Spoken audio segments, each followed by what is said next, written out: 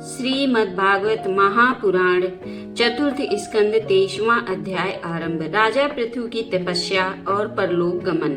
श्री मैत्रेय जी कहते हैं, इस प्रकार महामनस्वी प्रजापति पृथु ने स्वयमेव अन्नादि तथा पूर्व ग्रामादि सर्ग की व्यवस्था करके स्थावर जंगम सभी की आजीविका का सुविधा कर दिया तथा साधु जनोचित धर्मों का भी खूब पालन किया। मेरी अवस्था कुछ ढल गई है और जिसके लिए मैंने इस लोक में जन्म लिया था उस प्रजा रक्षण रूप ईश्वर आज्ञा का पालन भी हो चुका है। अतः अब मुझे अंतिम पुरुषार्थ मोक्ष के लिए प्रयत्न करना चाहिए। यह सोचकर उन्होंने अपने विरह में रोती हुई अपनी पुत्री रूपा पृथ्वी का भार पुत्रों को सौंप दिया और सारी प्रजा को बिलखती छोड़कर वे अपनी पत्नी सहित अकेले ही तपोवन को चल दिए। वहां भी वे वानप्रस्थ आश्रम के नियमानुसार उसी प्रकार कठोर तपस्या में लग गए जैसे पहले गृहस्थाश्रम में अखंड व्रत पूर्वक पृथ्वी को विजय करने में लगे थे। कुछ दिन तो उन्होंने कंदमूल फल खाकर बिताए, कुछ काल सूखे पत्ते खाकर रहे और कुछ पखवाड़े तक जल पर ही रहे और इसके बाद केवल वायु से ही निर्वाह करने लगे। वीरवर पृथु मुनि वृत्ति से रहते थे। गर्मियों में उन्होंने पंचाग्नियों का सेवन किया। वर्षा ऋतु में खुले मैदान में रहकर अपने शरीर पर जल की धाराएं सही और जाड़े में गले तक जल में खड़े रहे। वे प्रतिदिन मिट्टी की वेदी पर ही शयन करते थे। उन्होंने शीतोष्णादि सब प्रकार के द्वंद्वों को सहा तथा वाणी और मन का संयम करके ब्रह्मचर्य का पालन करते हुए प्राणों को अपने अधीन किया। इस प्रकार श्री कृष्ण की आराधना करने के लिए उन्होंने उत्तम तप किया। इस क्रम से उनकी तपस्या बहुत पुष्ट हो गई तथा उसके प्रभाव से कर्ममल नष्ट हो जाने के कारण उनका चित्त सर्वथा शुद्ध हो गया। प्राणायामों के द्वारा मन और इंद्रियों के निरुद्ध हो जाने से उनका वासना जनित बंधन भी कट गया। तब भगवान सनत कुमार ने उन्हें जिस प्रकार परमोत्कृष्ट आध्यात्म योग की शिक्षा दी थी उसी के अनुसार राजा पृथु पुरुषोत्तम श्री हरि की आराधना करने लगे। इस तरह भगवत परायण होकर श्रद्धा पूर्वक सदाचार का पालन करते हुए निरंतर साधन करने से परब्रह्म परमात्मा में उनकी अनन्य भक्ति हो गई।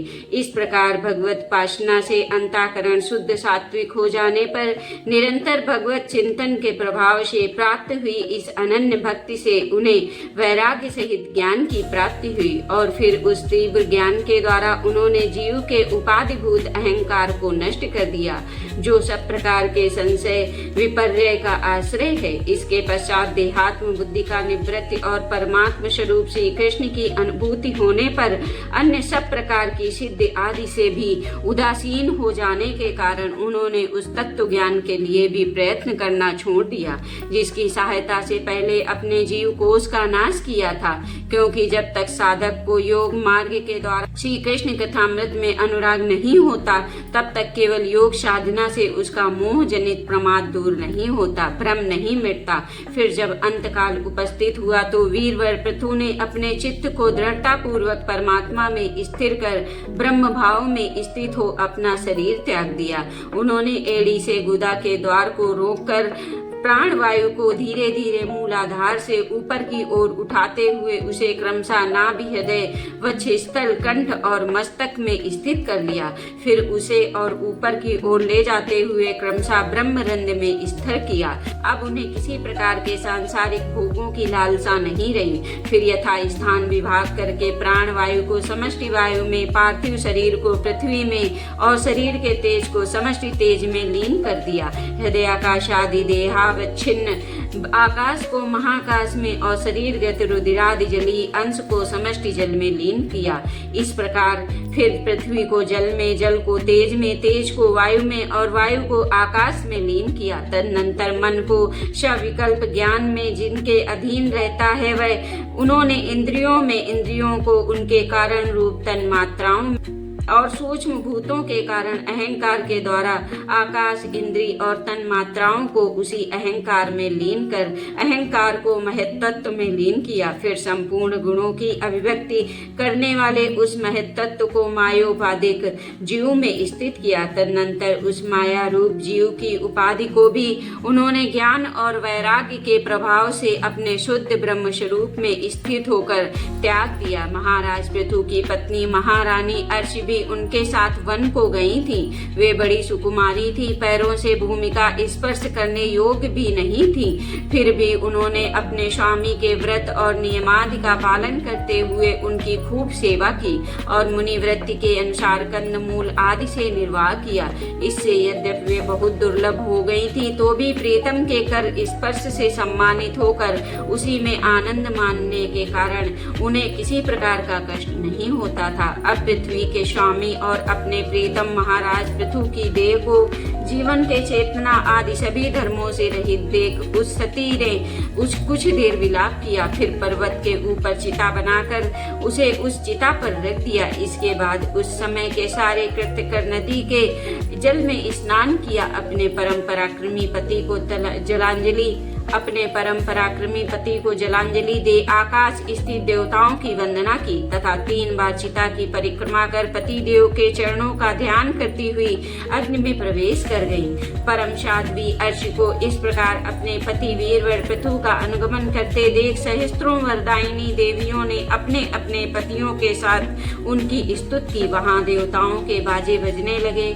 उस समय उस मधुरांचल के शिखर पर वे देवांगनाएं पुष्पों की वर्षा करती हुई आपस में इस प्रकार कहने लगी। देवियों ने कहा, अहो यह स्त्री धन्य है, इसने अपने पति राजराजेश्वर पृथु की मन वाणी शरीर से ठीक उसी प्रकार सेवा की है जैसे श्री लक्ष्मी जी यज्ञेश्वर भगवान विष्णु की करती हैं।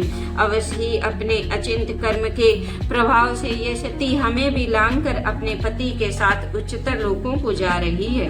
इस लोक में कुछ ही दिनों का जीवन होने पर भी जो लोग मनुष्य भगवान के परम पद की प्राप्ति कराने वाला आत्मज्ञान प्राप्त कर लेते हैं, उनके लिए संसार में कौन पदार्थ दुर्लभ है।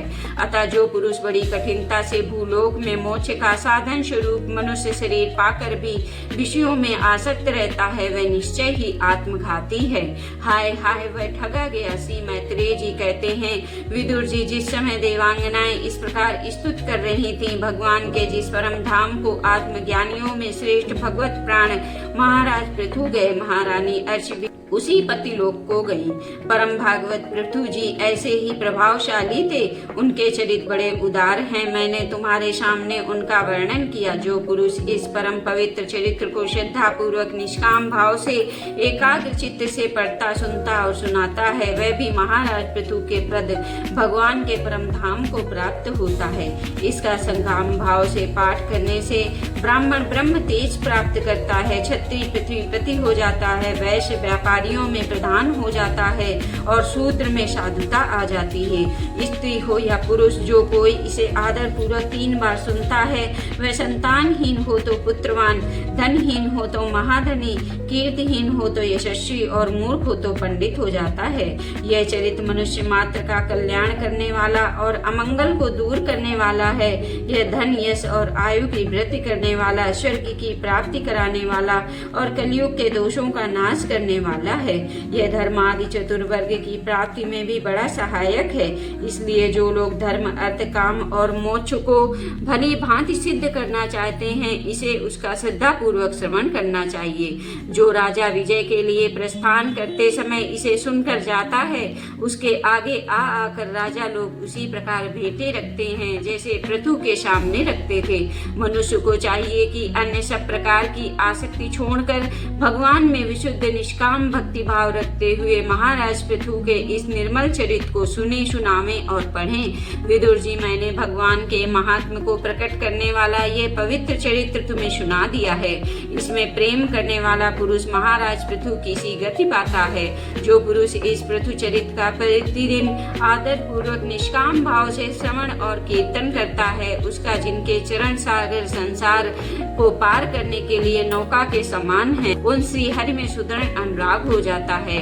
इस श्रीमद् भागवत महापुराण चतुर्थ स्कंद 23वां अध्याय समाप्त हुआ।